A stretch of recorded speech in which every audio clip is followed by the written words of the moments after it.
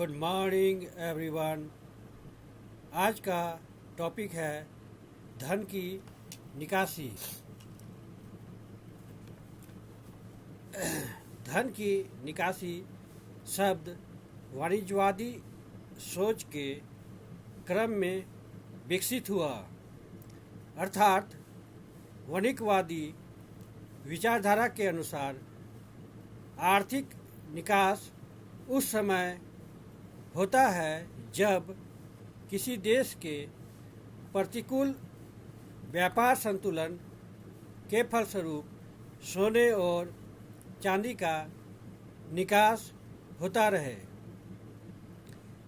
भारत के संदर्भ में इस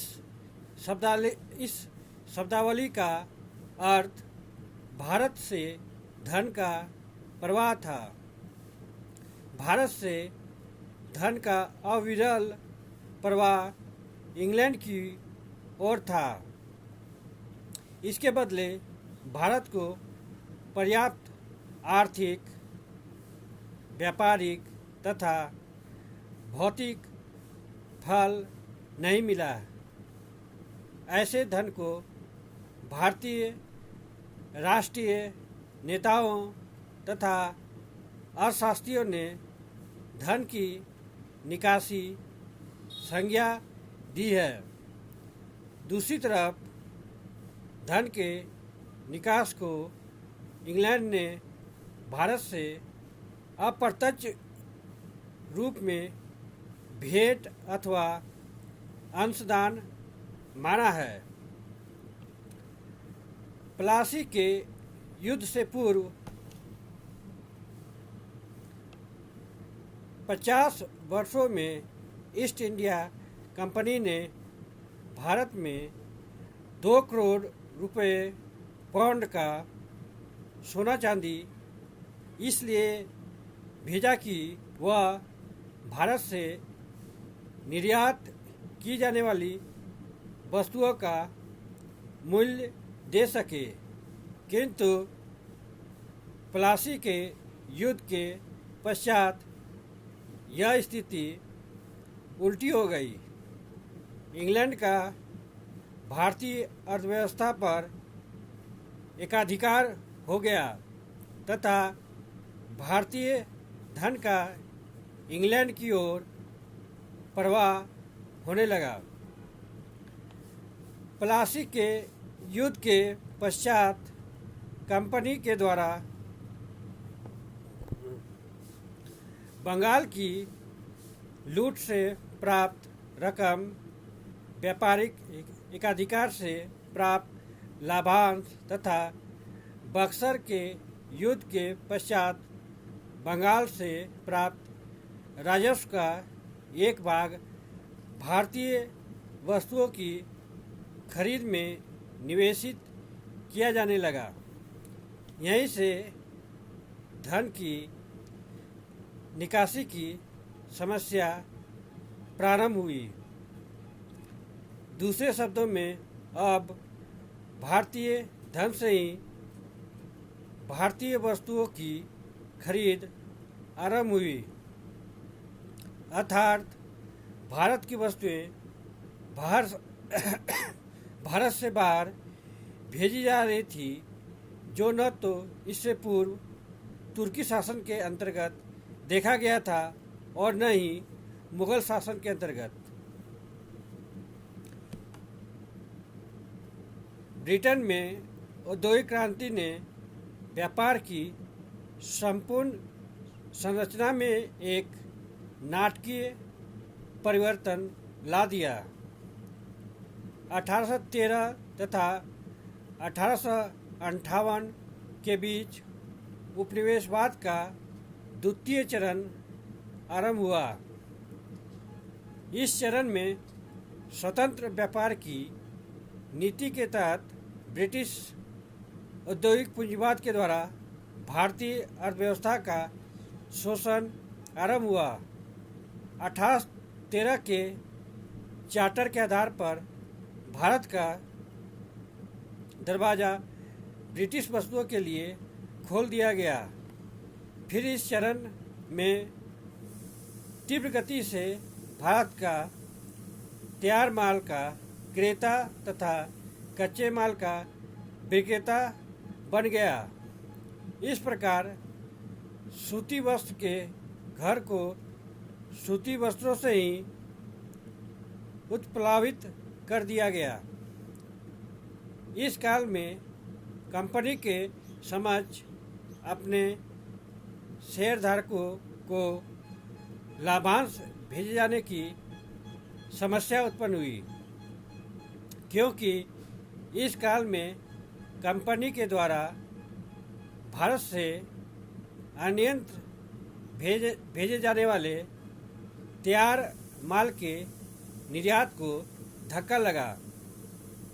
इसका महत्वपूर्ण कारण यह था कि स्वयं लंकाशायर एवं मैनचेस्टर के उत्पादों ने ही भारतीय सूती वस्त्र को बाजार से बाहर कर दिया था तथा स्वयं ब्रिटेन में भी भारतीय सूती वस्त्र के आयात पर पाबंदी लगा दी गई थी।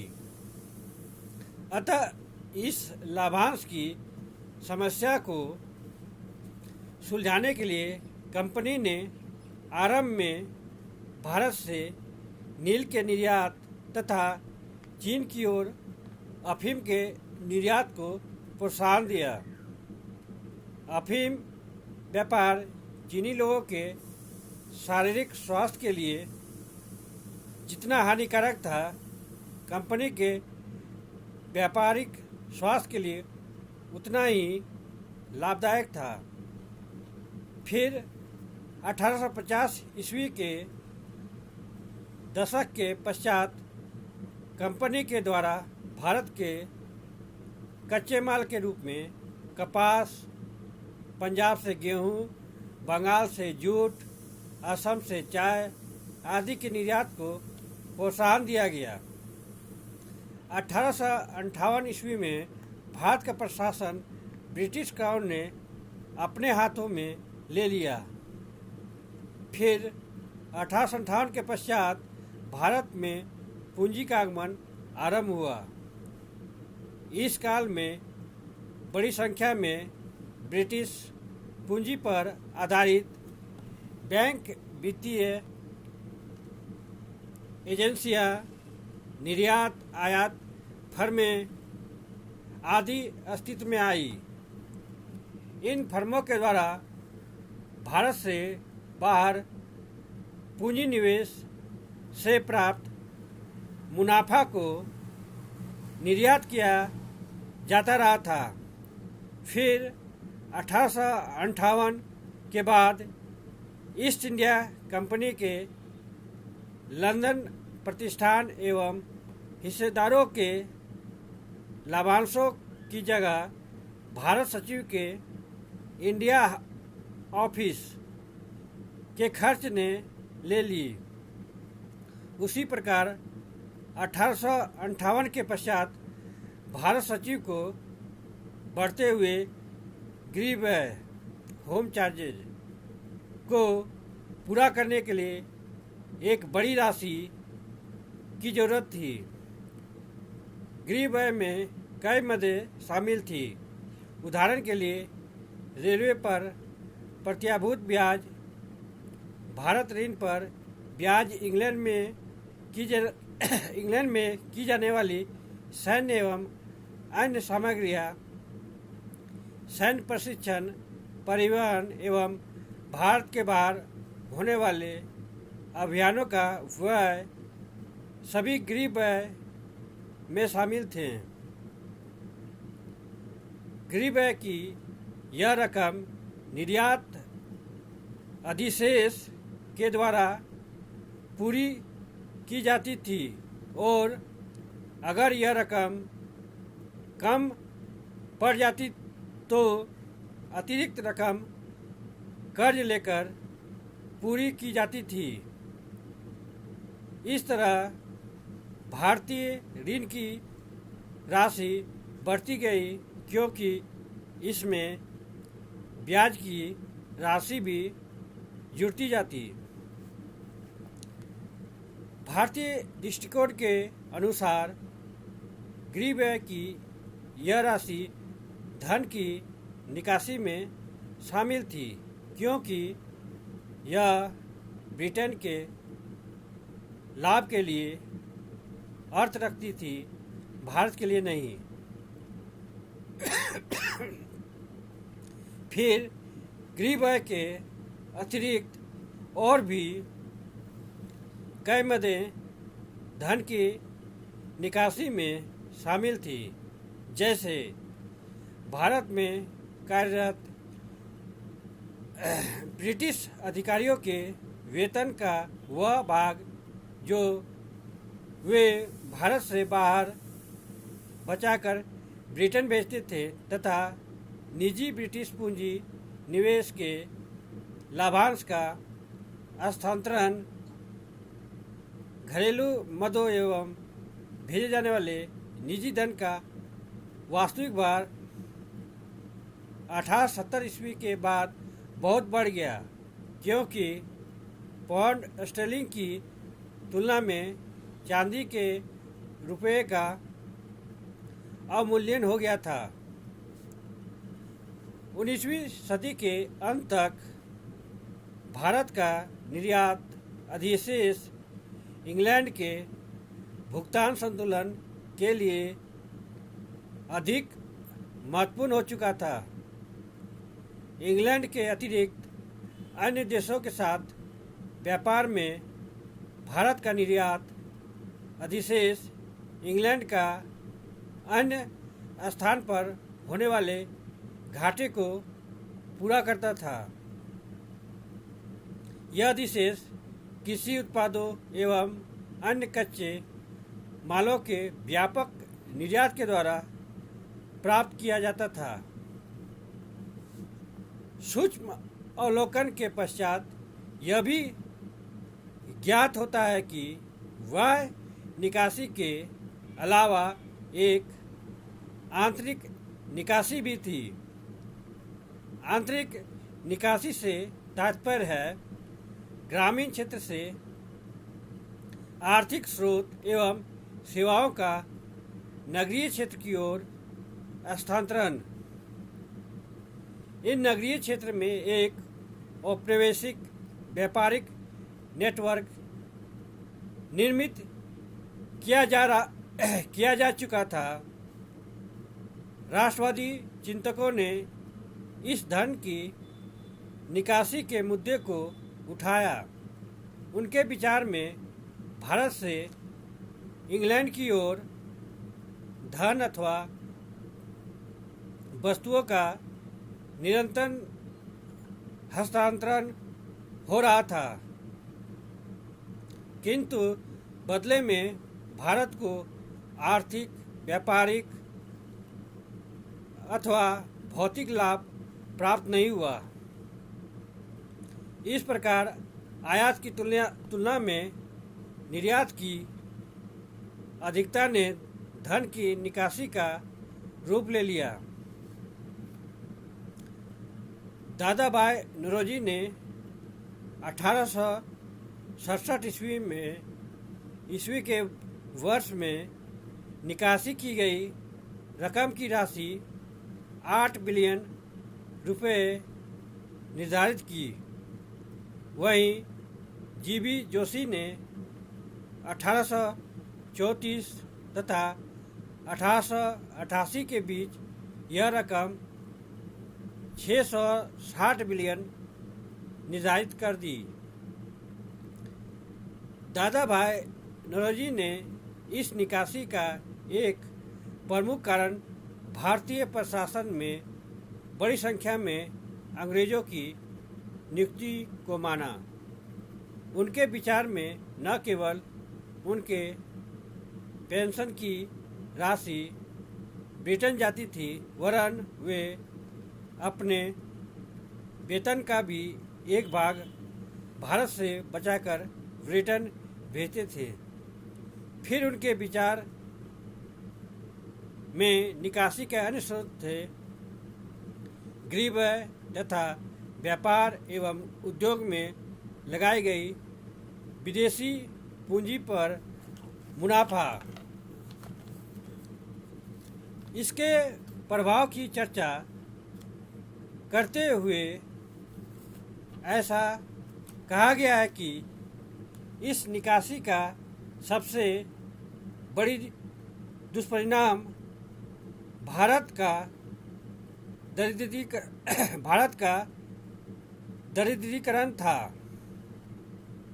दादा भाई नौरोजी ने 1895 ईस्वी में वेल्बी कमीशन के समक्ष यह तर्क रखा कि जिस धन का दोहन किया जा रहा था वह संभावित निर्यात अधिशेष का प्रतिनिधित्व करता था, जिसका घर देश के भीतर ही समुचित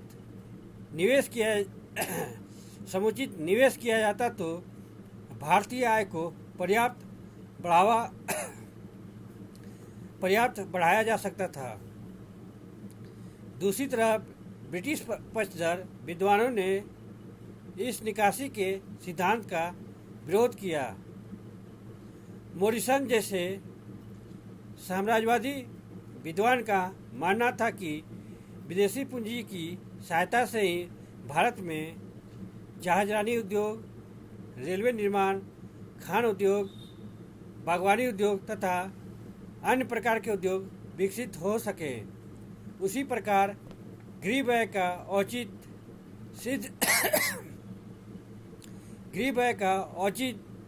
सिद्ध करते हुए कहा गया कि सर्वप्रथम गृह व्यय की राशि अधिक नहीं थी। दूसरे, इसके बदले भारत को दक्ष तथा कर्मठ ब्रिटिश अधिकारियों की सेवा प्राप्त हुई। भारत को अच्छी सरकार मिली तथा भारत को बाह्य आक्रमण से सुरक्षा मिली। किंतु इस तर्क का प्रत्युत्तर देते हुए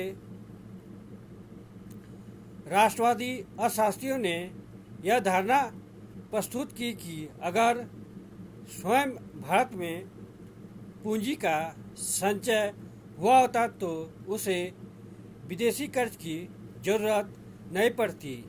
साथ ही उनके विचार विदेशी पूंजी भारत के लिए उतनी महत्वपूर्ण नहीं थी जितनी ब्रिटिश पक्षधर विद्वान उसे सिद्ध करने का प्रयास करते हैं। उसी प्रकार वे भारत में ब्रिटिश शासन को अच्छी सरकार मानने के लिए तैयार नहीं थे। अगर हम धन की निकासी की अवधारणा का परीक्षण करते हैं तो हमें ज्ञात होता है, यद्यपि कहीं कहीं हमें राष्ट्रवादी अर्थशास्त्रियों का तर्क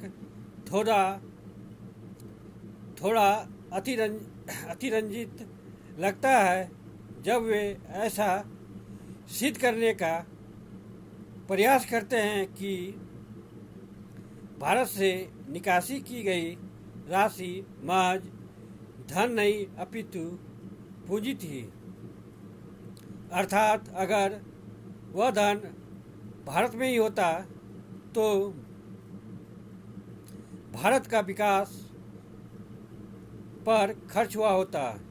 इस तथ्य को सिद्ध करना कठिन है क्योंकि भारत में नवाब और राजा जिनका अधिशेष पर नियंत्रण था उत्पादक निवेश की ओर उन्मुख होते, किंतु यह भी सत्य है कि तब भारत की आर्थिक दशा ऐसी खराब नहीं होती जो इस निकासी के बाद हो गई।